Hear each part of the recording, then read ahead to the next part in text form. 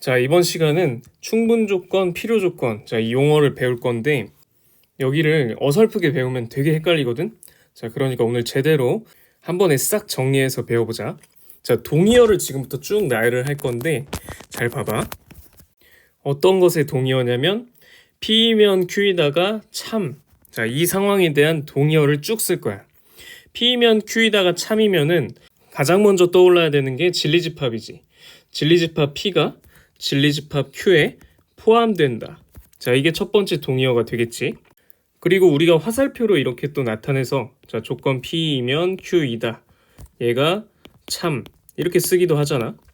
자, 이게 귀찮으니까 그냥 한 번에 화살표를 두 줄로 해가지고 이렇게 나타내기도 해. 이렇게 쓰면은 P이면 Q이다가 참이 되는 자, 그런 상황을 적은 거지. 네 번째 동의어는 P는 Q이기 위한 충분 조건. 이게 지금 이 상황에 대한 동의어가 돼. 마지막으로 Q는 P이기 위한 필요 조건 역시 이 상황의 동의어가 돼. 자, 그래서 이 다섯 가지 P이면 Q이다가 참이라는 자, 이 상황에 대한 다섯 가지 동의어를 지금 쭉 얘기를 했는데 이거를 이제 외운다고 했을 때 4번하고 5번이 제일 안 외워지잖아. 그래서 막 다양한 방법을 쓰더라고. 뭐 어떤 친구는 P가 화살표를 화살을 쏴가지고 Q가 이제 맞아서 P가 나서 Q가 필요 조건이다. 뭐 그런 것도 나쁘지 않아. 어차피 충분 조건, 필요 조건이란 말이 일상적으로 쓰는 용어하고 연결 짓는 게 오히려 더 부자연스러울 수 있거든. 그러니까 뭐 자기 스타일대로 외우면 될 것 같은데 뭐 내가 학교 다닐 때 외웠던 방법대로 한번 가르쳐 줄게. 일단 첫 번째, P가 Q이기 위한 충분 조건이잖아. 그러니까 벤 다이어그램을 보면은 이 P라는 친구가 Q에 들어갈 공간이 되게 충분하잖아. 그치? 자, 그러니까 P가 Q이기 위해서 공간이 충분하다. 이렇게 외워버리면은 자연스럽게 P는 Q이기 위한 충분 조건. 뭐 이런 식으로 외울 수 있지 않을까? 이게 싫으면 자기 방식대로 외우면 돼. 자, 그냥 알려주는 거야. 자, 두 번째는 Q가 P이기 위한 필요 조건인데 여기 선생님이 쓴 것처럼 Q가 P가 되려면 이제 작아져야 되잖아. 이만큼 이렇게 작아져야 되니까 살을 좀 뺄 필요가 있지 않나. 살을 뺄 필요가 있다. 그래서 Q는 P이기 위한 필요 조건이다. 이렇게 외우면은 조금 쉽게 외울 수 있지 않을까 그런 생각을 합니다. 자기 스타일이랑 맞으면 이렇게 외우시면 될 것 같아. P는 Q이기 위해 공간이 충분하니까 충분 조건. 그 다음에 Q가 P가 되려면 이렇게 작아져야 돼. 살을 빼가지고 작아져야 되니까 살을 뺄 필요가 있다. 그래서 필요 조건. 다 외웠나요? 오케이. 자, 그러면 한번 문제를 풀어보자.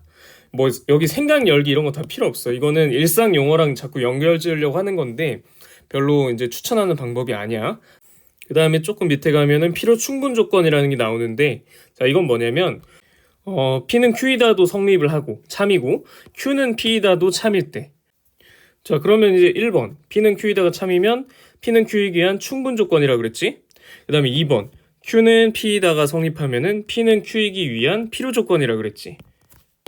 그러니까 이 상황에서는 P는 Q이기 위한 충분 조건이기도 하고 P는 Q이기 위한 필요 조건이기도 하니까 자, 필요 충분 조건이라고 불러주는 거야. 자, 화살표로는 아예 이렇게 나타내주면 되는 거지. 그리고 진리집합으로 따지면은 진리집합 P랑 진리집합 Q가 똑같은 상황인 거고. 자, 이런 상황 예시들 문제를 통해 좀 보도록 하자. 자, 두 조건 PQ가 다음과 같을 때 P는 Q이기 위한 어떤 조건인지 말하시오. P는 Q이기 위한 어떤 조건인지 자, 파악할 건데 자, 먼저 1번을 보면은 X는 10의 약수다. 얘는 진리집합이 어떻게 되지? 자, 라지 P는 10의 약수니까 1, 2, 5, 10이지. 그 다음에 자, Q의 진리집합 5의 약수. 그러면 라지 Q는 1하고 5겠지. 오케이? 자, 그러면 Q가 P에 포함되는 그런 상황이잖아. 그러니까 Q는 P에다가 성립을 하겠지. 자, 이런 상황에서 Q는 P이기에 자, 공간이 충분하잖아. Q가 P가 되려면 P 안에 들어갈 공간이 충분하니까 충분 조건. 근데 이제 여기서는 P는 Q이기 위한 어떤 조건인지 물어봤으니까 자, P의 입장에서는 Q가 되려면 살을 빼야 할 필요가 있어. 그러니까 P는 Q이기 위한 필요 조건. 답은 필요 조건. 할 수 있겠어? 오케이. 자, 그 다음에 2번. 자, P가 이렇게 나오고 Q가 이렇게 나왔으니까 먼저 조건을 좀 풀어주면 x제곱이 4 이하라는 것은 x가 마이너스 2 이상 2 이하라는 뜻이지. 그 다음에 q 조건도 풀어주면 절대값 x가 2보다 작거나 같으면 마이너스 2 이상 2 이하가 되니까 사실 같은 조건인 거지. 그러니까 p이면 q이다도 참이고 q이면 p이다도 참이 되니까 결국에 p랑 q는 필요 충분 조건이라는 것을 알 수가 있어. 자, 그래서 p는 q이기 위한 필요 충분 조건이다. 필요 충분 조건이다가 2번의 답이 되겠지.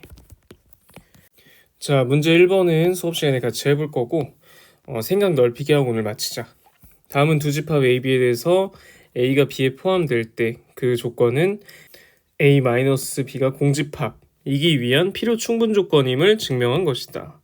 자, 그러면 이제 이게 P고 이게 Q라고 했을 때 화살표 방향이 P이면 Q이다도 성립을 해야 되고 Q이면 P이다도 성립을 해야 되니까 양쪽 방향 화살표를 다 증명을 해줘야 되는 거지.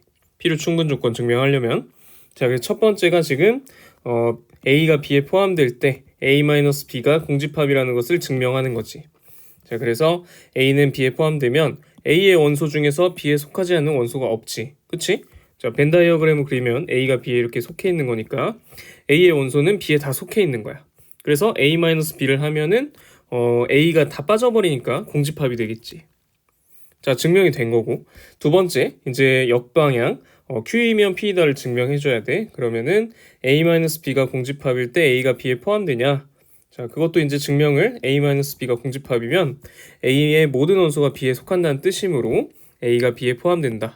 역시 같은 방법으로 벤 다이어그램으로 보일 수 있겠지.